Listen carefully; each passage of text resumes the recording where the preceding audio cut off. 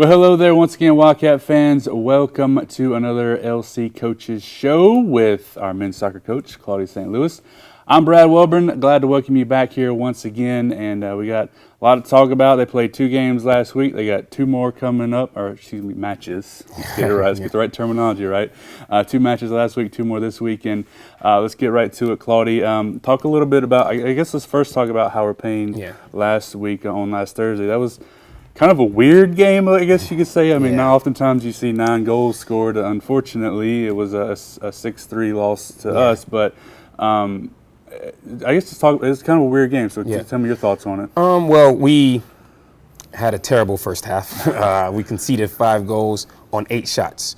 So that can kind of paint the picture for you. Yeah. I mean, most of the shots were inside of the 18, probably closer to the 6-yard box. Wow. So it was a poor job of getting the ball out of the back, and all credit to Howard Payne. They capitalized on every single mistake we made, every single one, and they just made us pay for it. The guys showed a lot of resolve and tried to fight hard to come back. In the second half, we got within 5-3, but then they subbed back in, some players back in, fresh legs. We were exhausted and just couldn't fully make that come back. Well, I mean, as a coach, it's got to feel good to at least know that, you know, hey, we're down 5-0. We could just mail it in, but they continue to fight, scored the 3 goals. I mean, the best offensive performance of the year, but just couldn't get all the way back. Yeah, no, absolutely. Obviously, like you said, some guys would just shut down. So I was proud of them that they at least came out and made it a game. I could see the other coach had to make subs again and things of that nature when he saw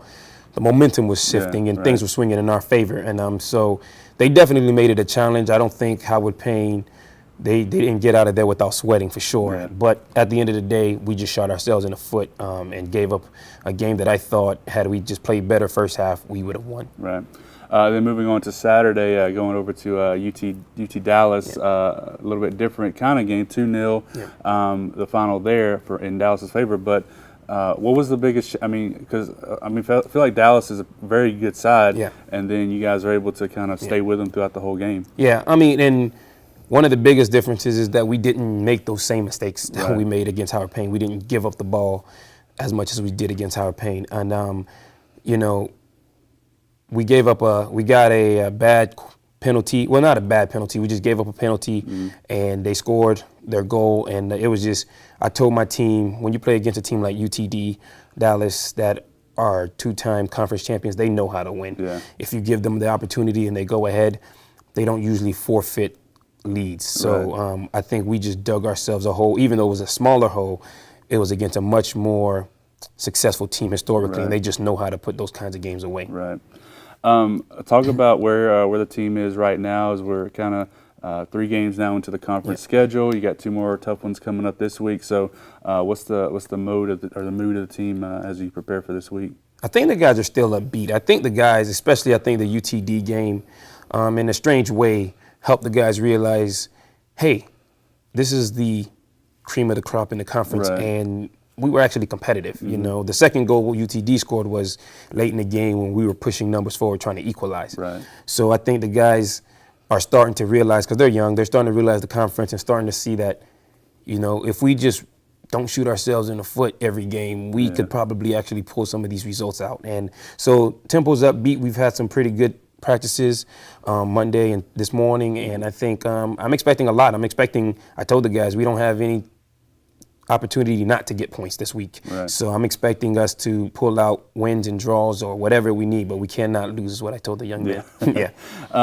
Certainly doesn't get any easier. You got Mary Hardin Baylor on Thursday and then Concordia on Saturday. One good thing, though, we're back at home, back at the friendly confines of Wildcat Stadium, if you want to call it that. So talk to me a little bit about those 2 teams, what you know about them coming in and that sort of thing.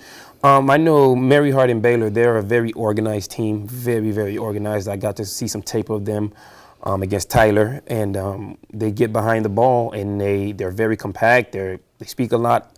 I think for us, that's a game that could benefit us. I think we have individual talent that can break those types of things. And I think we've been working on that, and I think we're going to have some success.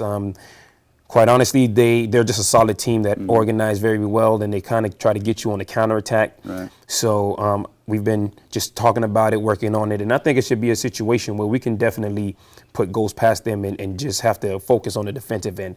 Concordia, I know they have a very good striker. He's won Player of the Week, I think, twice now. So it's a situation where we have to be mindful that they're offensively, they're doing very well. And like Mary Hardin Baylor, they're also a very organized team. So once again, we just have to make sure that we are being very creative in the offensive third, making runs and not being stagnant, just pulling people left and right to try to create some space for us to be able to attack the goal. Now for Concordia, you mentioned their striker. Is it kind of one of those deals where they try to send him the ball from the sides or the wings or whatever, and it's kind of one of those deals you got to mark him one-on-one or what? Quite honestly, I think he's a big boy, so it's probably going to be more of a situation where they're sending it in directly to him. He's probably going to try to hold up the ball, allow his team to support him, and then play off of the attacking mid. It's just going to be a situation where we're just going to have to be strong with him, be physical with him, give him little nudges off the ball. Don't let him get comfortable. Don't make the game easy for him.